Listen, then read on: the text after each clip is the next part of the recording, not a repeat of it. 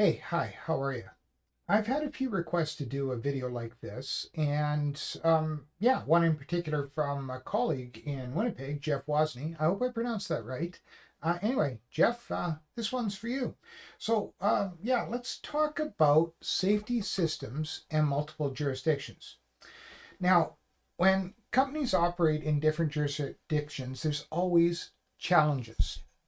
Okay, from logistics to recruitment and retention. But one of the biggest issues is handling safety and dealing with different legislation requirements. And yes, dare I say, cultural differences.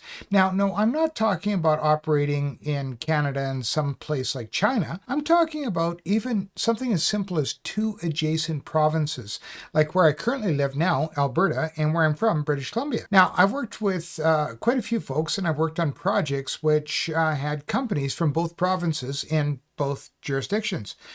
And I've worked with a few folks navigating that very issue. So what I'm going to do is I'm going to try and share a few pointers of what I've learned so far. Now, on that note, please, okay, I'm not the be all to know all. And I don't know everything. In fact, when I first started out on this process, I wanted to create a community. And I think I've sort of done that. So by all means, if I miss something or I am remiss and you feel that you should weigh in, by all means, throw me a comment. I appreciate it. And in fact, I appreciate all the comments I get. So anyway, yeah, with no further ado, let's get started. And so first thing I want to do is I want to outline the problems. And so the way I see it here, there's challenges, if you will. I see 5. But like I said, if you want to jump into the comments, feel free. Now, as a caveat, a safety management system encompasses all of your organizational functional systems. Like I'm talking about HR, operations, finance, administration, etc. I'm only really going to touch on core safety stuff, your safety program processes within this video, okay? Otherwise, well, it would last for a few hours. Now, that would definitely boost my watch time. But realistically, I would bore you to death. And let me be honest, that's not what I'm about, okay? I don't want to cause any needless deaths. Problems, I see it. And so, first off, different laws in different places. Now, a lot of jurisdictions are going to be very similar. You're going to have, and especially here in Canada, you're going to have a lot of similarities. And I'll share an example a little bit later on about British Columbia and Alberta. And what I've noticed is a few glaring instances, especially on construction projects. But yeah, there are very similar laws, but different standards within those laws as you go across different jurisdictions. And so you got to ask yourself, which standard is right? Now, the question is, yes, might be your standard, might be their standard. And I'm going to answer it. But if you take my previous point, there's positive arguments back and forth with it when it comes to standards, but we'll talk more about it as we move along. Now, another challenge, of course, is the transient workforce or transient workers. And no, I'm not talking about people pushing a shopping cart or something like that. I'm talking about workers who will move back and forth between jobs in different jurisdictions. And I know of some who don't even really have a home per se. They have a couple of bases that they end up in, and they spend their free time holidaying in warm places. That can be a challenge as well. And then the other one is training to multiple standards. I mean, really, do you? Should you? Should you be training to multiple standards? That's a good question. And we're going to talk more about it as we move along. Now, of course, the other one finally, of course, is this, and that's change. So what we're going to do is we're going to talk about each one of these as we move along. And in fact, what I'm going to do is I'm going to drill down a little further into some of these problems. Okay, so let's talk about the first one, and that's legislation of the land, the law of the land. Different jurisdictions will have similar OHS legislation, as I mentioned, but possibly different standards. But what about when you have several different jurisdictions you work in? Say you're working in, and like, let's take the 3 western provinces here in Canada, BC, Alberta, and Saskatchewan. Now, what are you doing? Are you packing 3 legislation books. And who am I kidding? Nobody packs a book anymore. I keep everything on my tablet. I mean, I like writing on paper, but I even have got to the point I'm writing on my tablet now lots. Do you have to have links bookmarked for every jurisdiction? Well, I'm going to say the answer is yes. Okay. But when you have to understand that jurisdictions do differ. Like take, for instance, in British Columbia, with a scissor lift, and if it has guardrails around it and you're on even ground, not uneven ground, you're on even ground with no obstructions, you don't have to use fall protection in the scissor lift. However, cross the border into Alberta and there's no exceptions. So that's what I'm talking about. Both of them still have references to fall protection, but different standards that are required. Now, the next thing, of course, is ensuring that you're going to adhere to those laws. Like I said, more than one is going to be tough. And now, of course, are you covered for your workers' compensation? Do your research, because often 14 days is the magic number. You can operate for 14 days, but then after that, you've got to get coverage. And I have had jobs where I've had to chase small operators for account numbers and found that, well, they were hoping they could skate under the radar.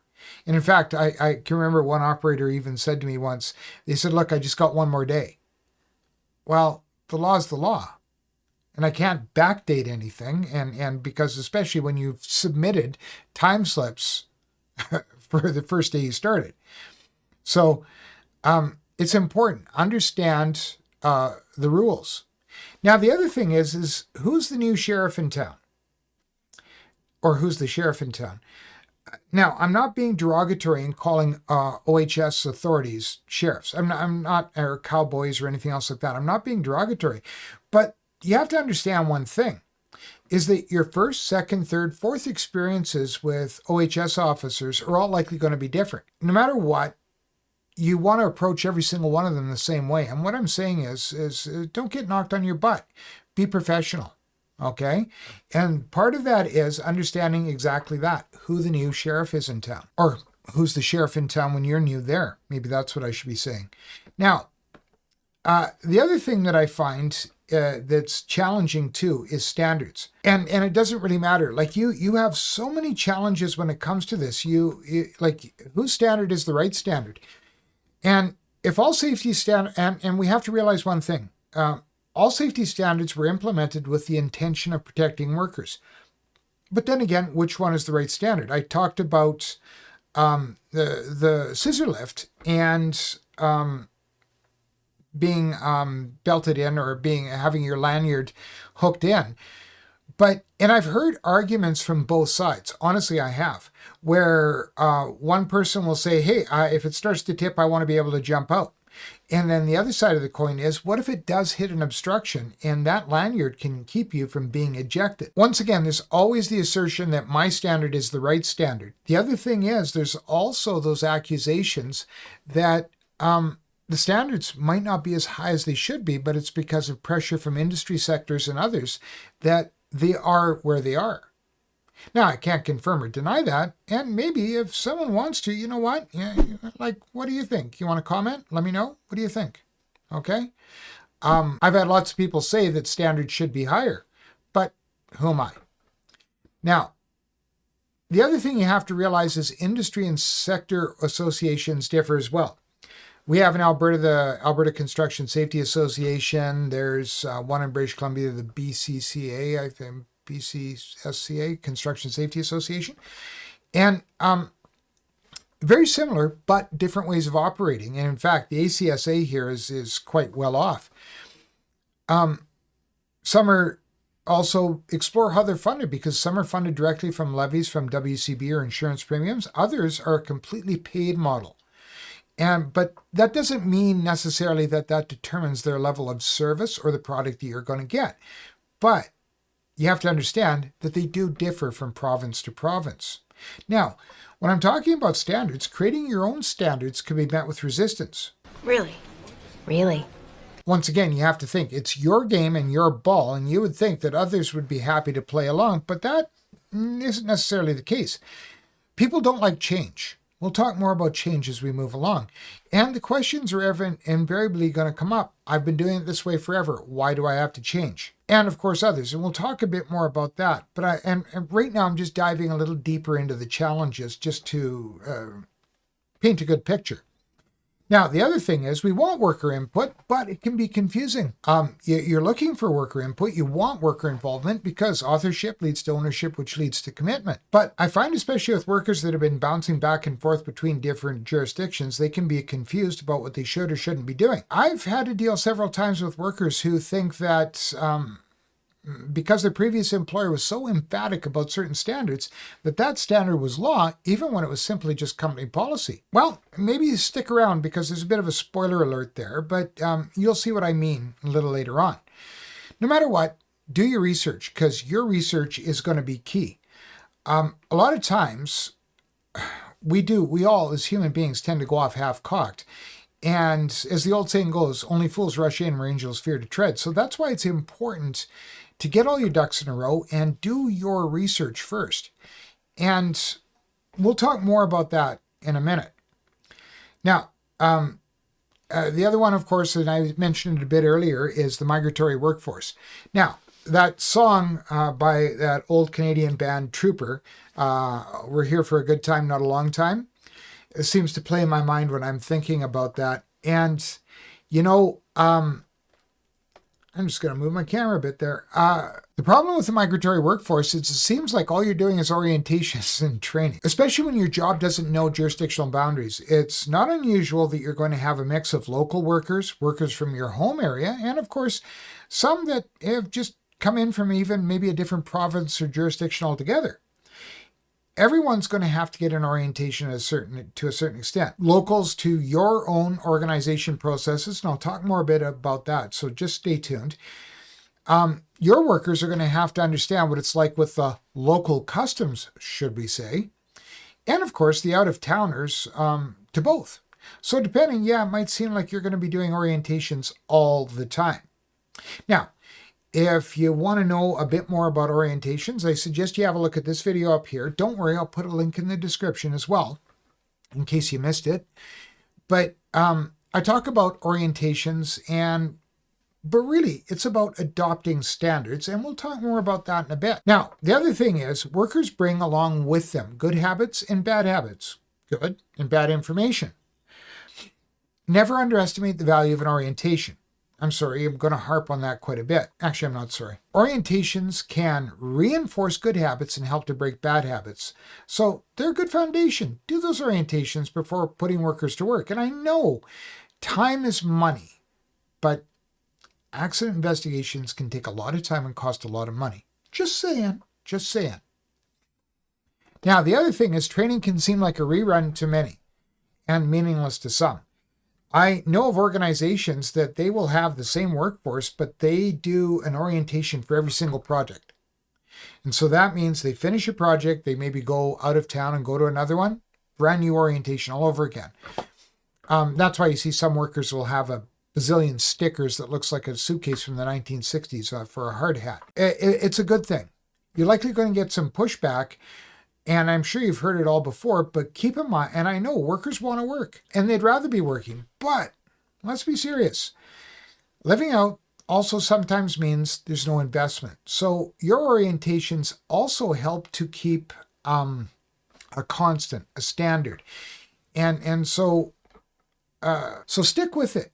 And I'm going to talk more about how you got to stick with what you're doing and be firm and don't cave. Let's get to this one, which is impossible change management. Now, I've said this before and I'll say it again.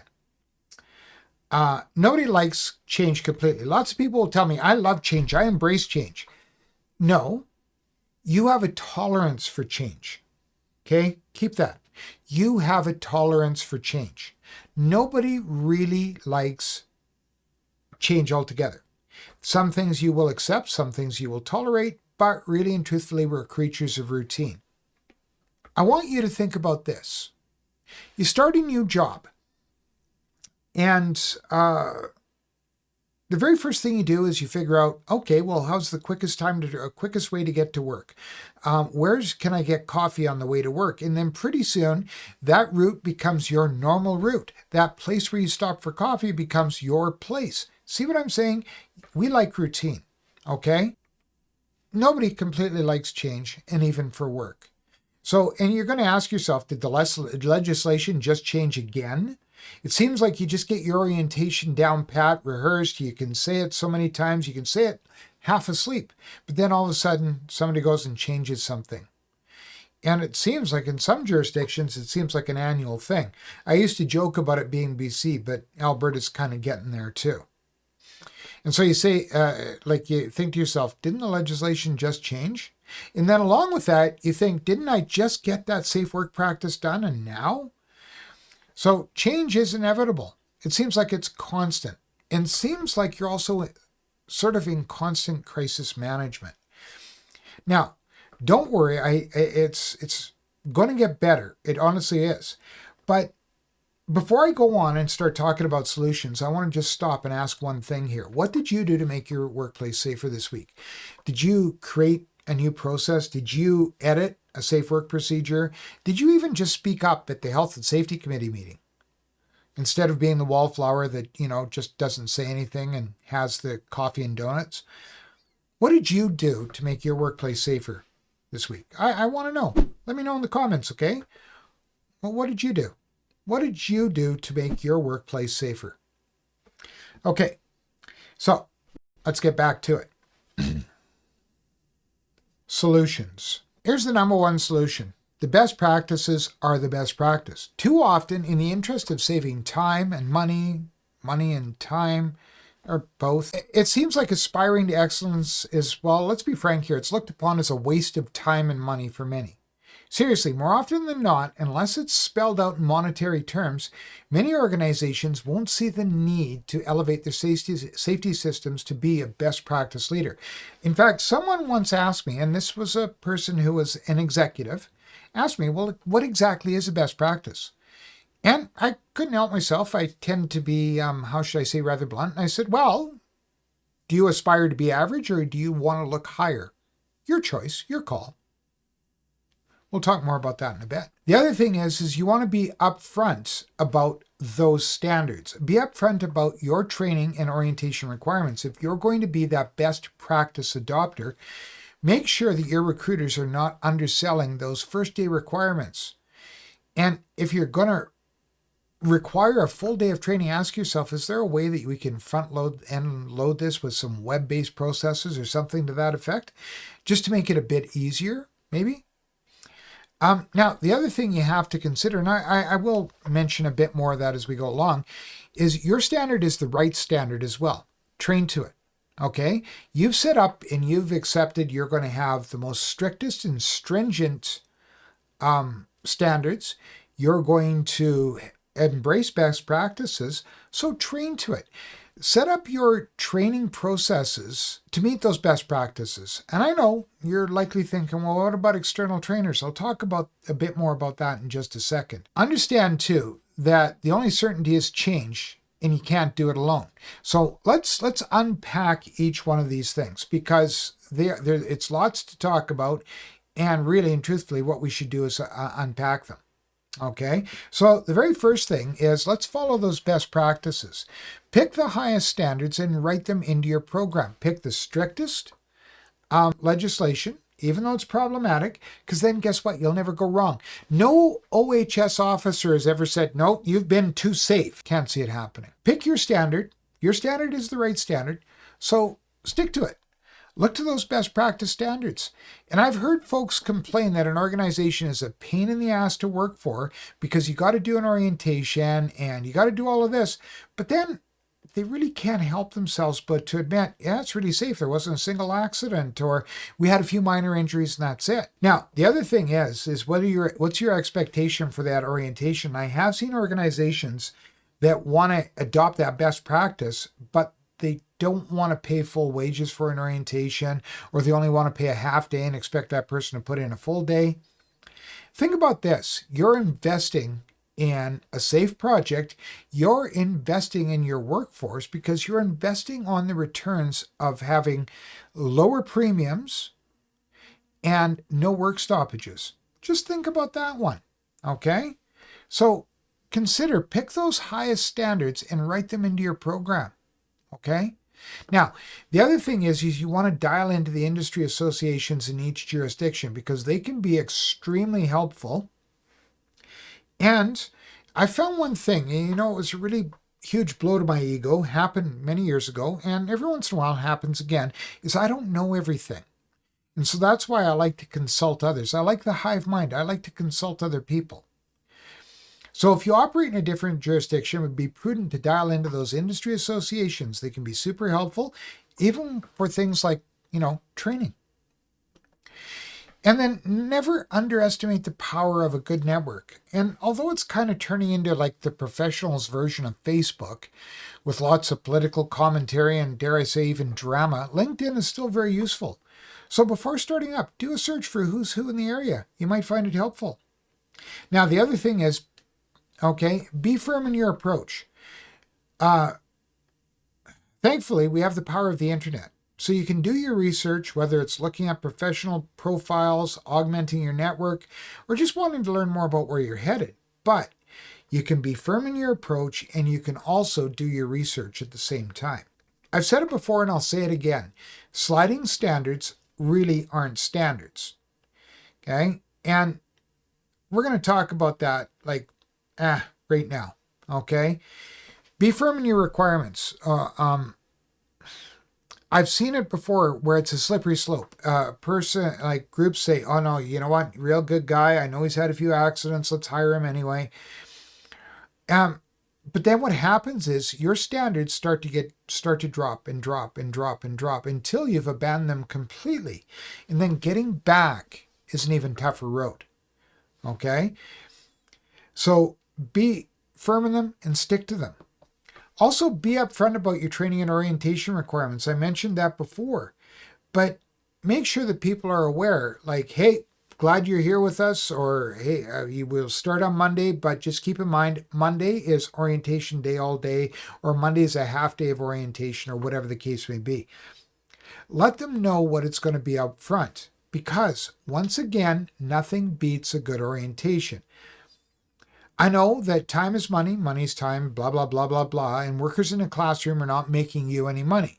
In fact, they're costing money. But workers that are injured, or ones that contribute to workplace accidents because of a lack of awareness, will cost you even more money. Remember, claims costs increase premiums, and those surcharges have a 3-year run. So don't waste the opportunity to provide a good orientation, especially since you're setting the standards. Higher standards. Now, if you have probation periods, be clear on them, okay? And be clear on performance management, etc. Because when you're creating a safety management system of excellence, it's easier to check for bad apples before putting them in the barrel. It's harder to spot them once they're in there. Just as a thought, as an analogy for you, okay?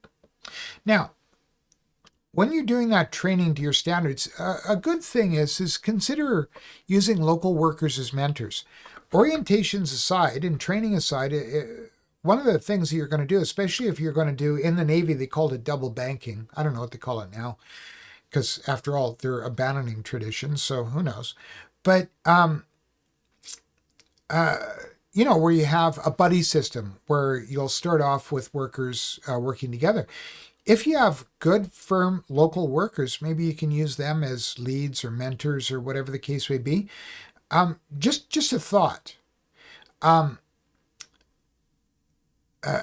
Many other industry sectors, including in healthcare, are using this with some good success. However, once again, it's also going to be totally dependent on the kind of work you're doing and, of course, the complexities of the work. The job shadowing process might not be necessary and might not even work. Just a thought. Okay. Now, the other thing is ensure your program standards are what's being trained to. If you're looking for hiring local trainers, make sure you brief them on your standards. You may even want to supply them with your safety management system manual so they know what to train to. especially if what you're doing is exceeding what's being done locally or what's being taught in the material. So on that note, shop around if you're using local trainers. Like I said, LinkedIn works well. Social media, as painful as it can be useful to look up the appropriate trainers. And I found one thing, like if you start talking to a trainer and they start telling you about all of their war stories and how good they are, watch yourself and maybe take that with a grain of salt. Just my experience. So once again, your standard is the right standard. Train to it. Sliding standards are not standards, and make sure that you're training to your program standards and that they're adhered to. The next thing is managing the changing landscape. Things change, okay? And change is inevitable. So because things change, you have to as well, okay?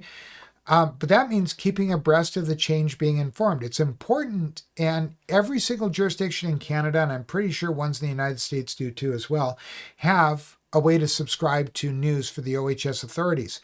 So that way you can keep abreast of the proposed changes, and especially if they apply to the work that you're doing. Usually there's plenty of notice, and at even times there's public hearings. This helps you be ready for that change, and being ready is great, but what about how you react to and deal with the change? Like I said, one thing's for sure, change is inevitable, but you don't have to manage it all yourself, okay? I've talked about health and safety committees before, and in fact, I've made a few videos on leveraging your health and safety committees. So check out the description. I'll leave a link for a playlist for the health and safety committee playlist. Now, there's another thing that you could consider, and that's a regional or multi-jurisdictional health and safety committee. I'll talk a bit more about those in a sec, because many hands make for lighter work, and especially if you're the only safety professional. So, let's talk a bit more about regional health and safety committees and how important they are. When I worked for Northern Lights College, we had a health and safety committee practically at every campus. Now, there's 108,000 square kilometers. But one of the things that worked well, and this was in the early days of video conferencing, mostly teleconferencing was being used, but it enabled us to have a constant pulse on things with the different locations, and I wasn't constantly traveling.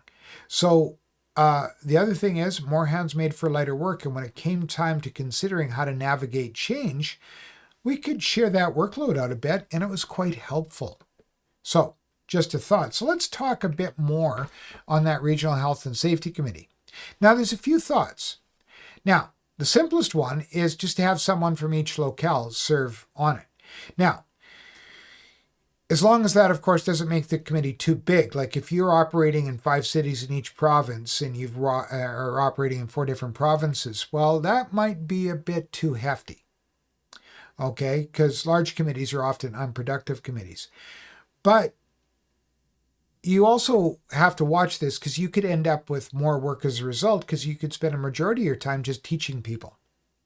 So just tread carefully with that one. It's a thought. But another one is to use co-chairs from your different health and safety committees from each locale.